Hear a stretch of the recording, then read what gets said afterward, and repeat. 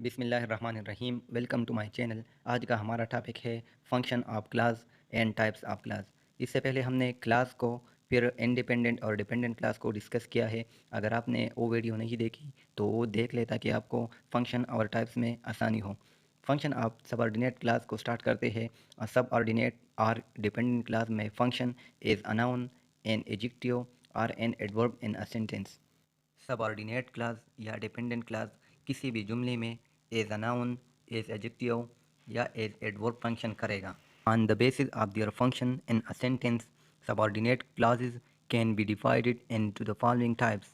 उनकी फंक्शन यानी काम के बुनियाद पर सबऑर्डिनेट क्लास को 3 टाइप्स में डिवाइड किया गया है, जिसमें सबसे पहले है नाउन क्लास, दूसरा है एडजेक्टिव क्लास और तीसरा है एडवर्ब क्लास। हम सबसे पहले नाउन क्लास को स्टार्ट करते हैं। अ डिपेंडेंट क्लास, ये एक डिपेंडेंट क्लास होता है। डिपेंडेंट क्लास से मतलब ये हुआ कि हम इस क्लास को इंडिपेंडेंटली यूज़ नहीं कर सकते। ये एक मेन सेंटेंस की तरह स्टैंड नहीं होता क्योंकि ये इंडिपेंडेंट क्लास पर डिपेंड करता है।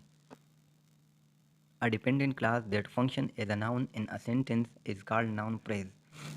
नाउन का फंक्शन क्या होता है? नाउन का फंक्शन ये होता है कि ये या तो सब्जेक्ट की जगह पर इस्तेमाल होगा या ऑब्जेक्ट की जगह पर इस्तेमाल होगा। Noun clause as a noun भी इस्तेमाल हो सकता है, एज अ सब्जेक्ट भी इस्तेमाल हो सकता है, as the object of preposition भी इस्तेमाल हो सकता है, एज अ प्रेडिकेट भी और एज अ कम्प्लीमेंट भी इस्तेमाल हो सकता है। ये नाउन क्लास आमतौर पर ये दैट, वट एवर, हु, हुम, हु एवर या होम एवर से स्टार्ट होगा।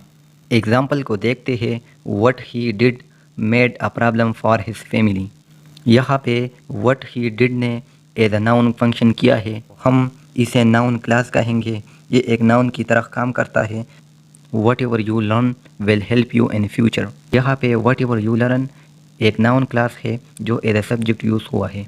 ही knows that he will pass the test, ये एक नाउन क्लास है। नाउन क्लास दैट से स्टार्ट हुआ है और ये एज एन ऑब्जेक्ट एक्ट करता है।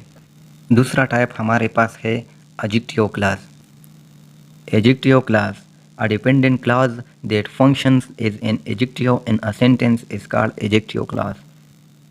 ये भी डिपेंडेंट क्लास होता है जो किसी भी जुमले में एज एन एडजेक्टिव काम करता है। जैसे एडजेक्टिव नाउन या प्रोनाउन को डिस्क्राइब या मॉडिफाई करता है, इसी तरह ये भी नाउन क्लास को मॉडिफाई करता है।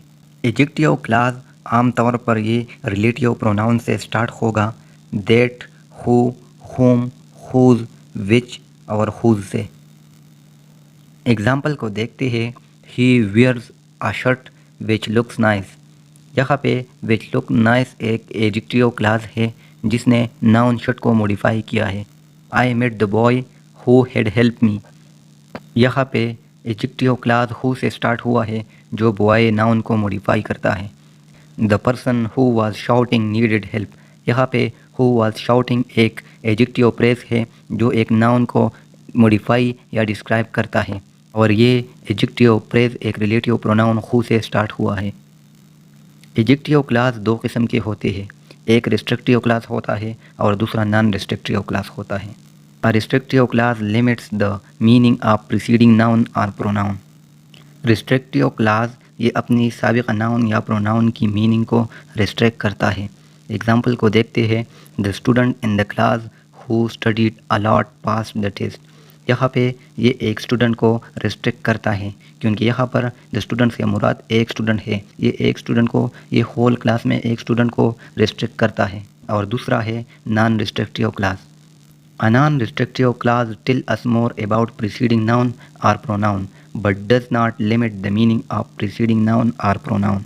ये वो क्लास होता है जो नाउन या प्रोनाउन की मीनिंग को रिस्ट्रिक्ट नहीं करता, ये अपनी साबिक़ा नाउन या प्रोनाउन की मीनिंग में इजाफा करता है। एग्जाम्पल को देखते हैं। Student in the class who had attended all the lectures passed the test.